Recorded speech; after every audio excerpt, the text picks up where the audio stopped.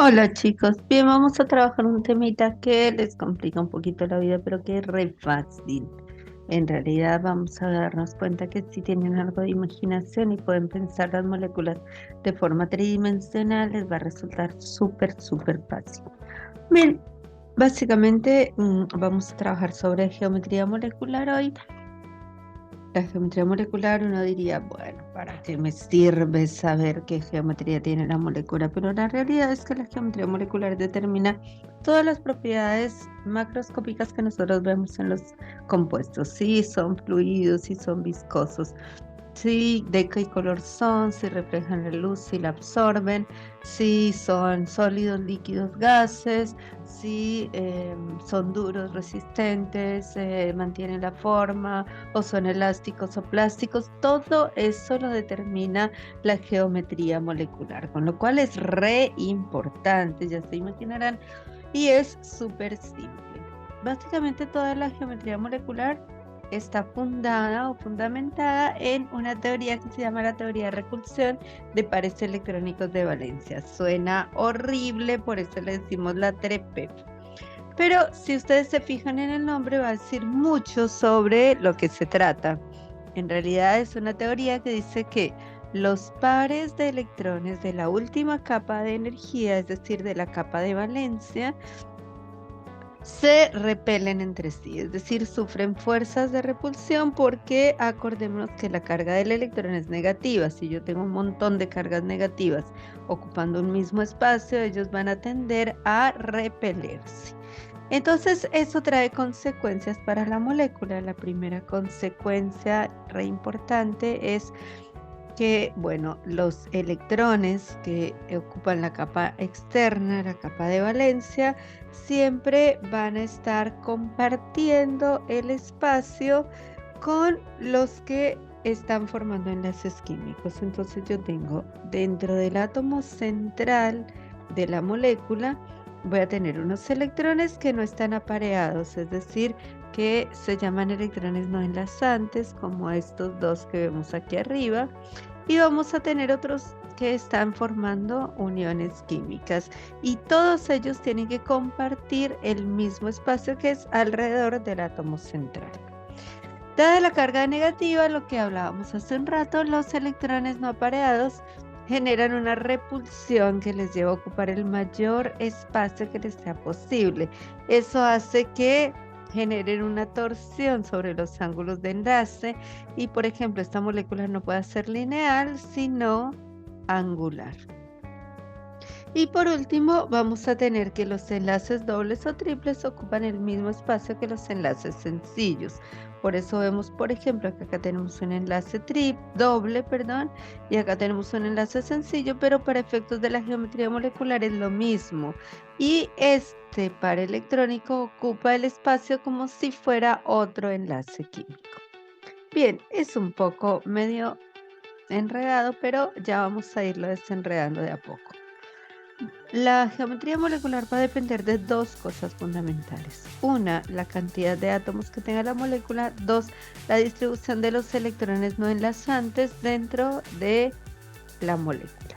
Entonces, podemos tener las moléculas más pequeñas en las que podemos pensar que son moléculas de dos átomos. Esas moléculas puede ser que tengan o no pares no enlazantes, no nos importa. ¿Por qué? Porque si yo tengo dos átomos, la única geometría posible que pueden adaptar es la geometría lineal, es decir, estar uno al lado del otro, y ahí están ocupando el máximo espacio posible los electrones. En este caso, por ejemplo, tenemos en esta estructura de Lewis dos cloros, ¿cierto? Y esos dos cloros van a estar compartiendo un electrón de valencia porque es lo que necesitan para llegar a su gas noble más cercano. Acordémonos que el cloro tiene 7 electrones porque está en el grupo 17 de la tabla. Y para llegar al gas noble más cercano necesita un solo electrón, con lo cual si se juntan dos cloros comparten un electrón cada uno y quedan completos. La geometría es lineal, como habíamos dicho, de 180 grados, y fijémonos que esta molécula es no polar. ¿Por qué es no polar? Básicamente porque los electrones no apareados están distribuidos equitativamente a lo largo de toda la molécula. Si yo dividiera esta molécula en dos, voy a tener la misma cantidad de electrones de un lado que de otro, por eso no forma polos. Mientras que una molécula como esta, que también tiene dos átomos solamente y también, obvio, va a tener una geometría lineal, va a ser que los electrones estén más alrededor del cloro, porque primero son de él los electrones y segundo, él tiene más electronegatividad que el hidrógeno, con lo cual va a haber una tendencia a que todas las cargas negativas estén de un lado de la molécula que del otro, y eso se llama una molécula polar. Las fuerzas intermoleculares después las vamos a discutir en otro videito. Si yo tengo tres átomos, por ejemplo, como pasa acá en el CO2, no me queda puede ser que no me quede ningún electrón no enlazante. Fíjense que no tengo pares electrónicos no enlazantes y todos los electrones del átomo central van a estar formando enlaces químicos. En este caso, si no tengo pares no enlazantes, puede hacer que la molécula es completamente apolar y va a tener entonces una geometría lineal también de 180 grados. Vamos a mirar un poquito hasta ahora qué pasa con estas moléculas. Voy a utilizar una simulación que es de la Universidad de Colorado, que es muy buena porque nos permite ver digamos, en una mejor perspectiva cómo es que ocurre esto de las cargas eléctricas. Acá, por ejemplo, tenemos dos hidrógenos, fíjense, tenemos dos átomos de hidrógeno unidos y la única posibilidad que tengo es que tengan una geometría lineal. Yo los puedo rotar, yo puedo hacer lo que quiera con ellos, pero siempre entre ellos va a haber un ángulo de 180 grados. Fíjense que no se ven cargas eléctricas en la molécula, tienen una densidad electrónica de 0, con lo cual la molécula es completamente apolar. Esto quiere decir que los electrones van a estar equitativamente distribuidos. Pero si tomamos una molécula también de dos átomos, más parecida a la que vimos ahorita, como por ejemplo el HF, el ácido fluorhídrico, vamos a tener que tenemos un diferencial de carga eléctrica. Eso se debe que el flúor es más electronegativo que el hidrógeno y entonces va a atraer los electrones. Pero también se debe a que el flúor de por sí tiene 7 electrones en su última capa de energía, mientras que el hidrógeno solo tiene uno, que es el que está participando del enlace. Con lo cual las cargas negativas del átomo van a quedar todas hacia el flúor y hacia el hidrógeno no va a quedar carga negativa, sino positiva. Entonces decimos que la molécula es lineal en su geometría, pero es polar en su distribución de cargas eléctricas. Entonces vimos que podemos tener moléculas de dos átomos polares o no polares y todas van a tener geometría lineal. Y vimos el caso del dióxido de carbono también, que es una molécula lineal porque no tiene el átomo central, que es el carbono, no tiene pares no enlazantes, con lo cual los electrones van a estar distribuidos más equitativamente, principalmente rodeando el oxígeno, que es ligeramente más electronegativo. Y esta entonces va a ser la molécula de dióxido de carbono. Entonces, otra vez, tres átomos sin electrones no enlazantes en el átomo central, es una molécula lineal no polar o con muy baja polaridad. Fíjense que si bien esta molécula tiene distribuciones eléctricas, a un lado es simétrica que al otro, o sea que en total la molécula se considera como que no tuviera tal distribución.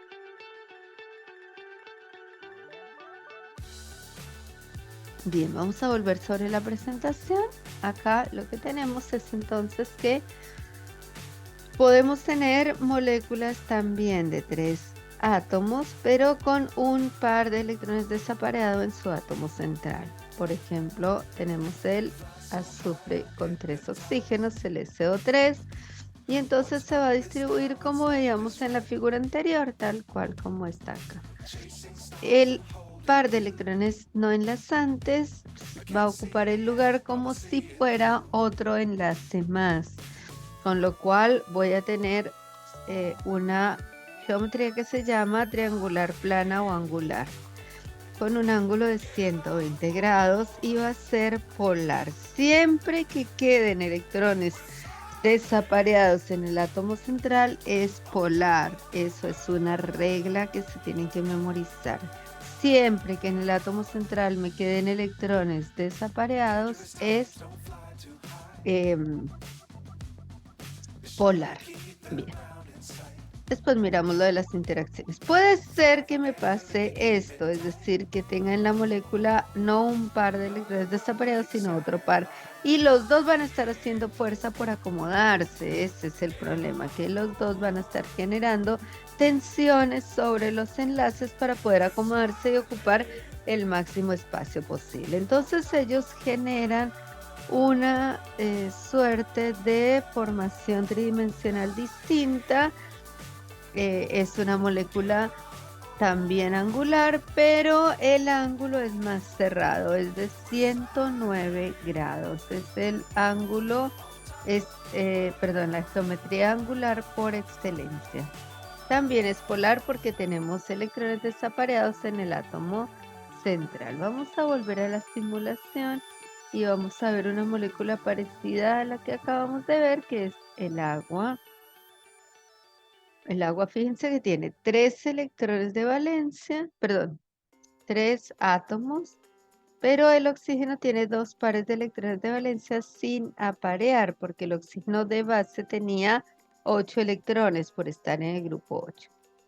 Entonces se está compartiendo uno con cada hidrógeno y los otros 4 están acá rodeando el átomo de oxígeno. Entonces genera un ángulo de 109 grados y un polo marcadamente negativo alrededor del oxígeno y marcadamente positivo alrededor de los hidrógenos. Sin embargo, fíjense que es muy plana en su estructura tridimensional.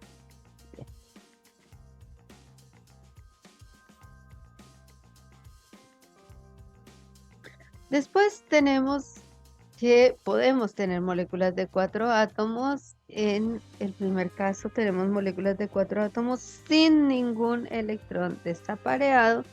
En este caso, lo que vamos a tener como en la molécula que vemos ahí es que todos los electrones que forman el átomo central están ocupados en este momento con uno o con otra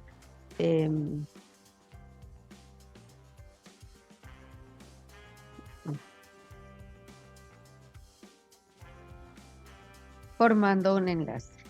Bien, la geometría molecular entonces va a hacer que se distribuyan esos átomos equitativamente y me va a formar lo que llamamos una estructura triangular plana de 120 grados.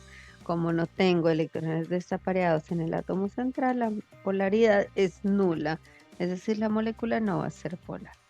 Pero puede ser que me quede un par electrónico desapareado, como en este caso, y ese par electrónico desapareado va a empujar los enlaces hacia abajo y me va a formar como una especie de pirámide.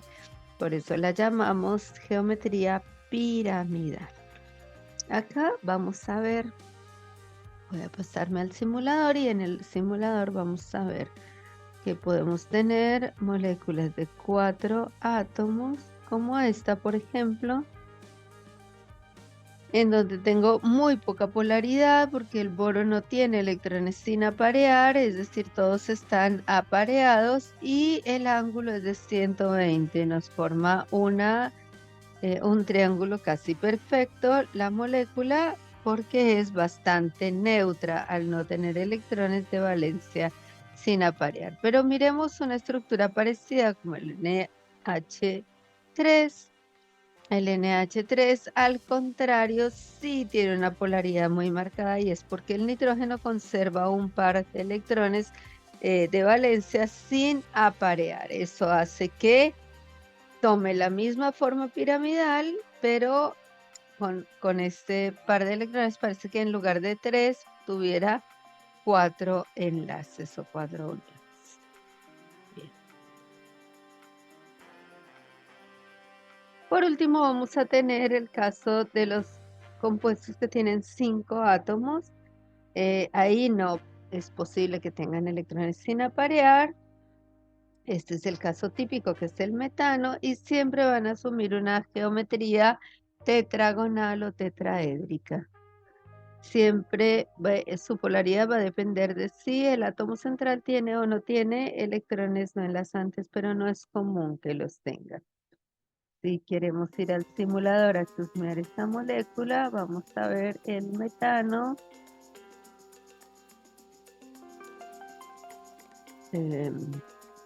Bueno, agarremos el CF4.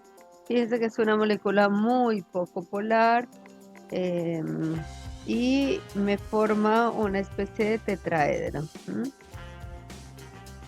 con ángulos mucho menores de 105 grados. Podemos tener una un poquito más polar como el metano. Ay, no.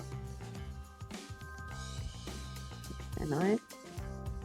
Como el metano, en donde fíjense que es un poquito más polar. Tiene una diferencia de electronegatividad ligeramente mayor que la que habíamos visto antes.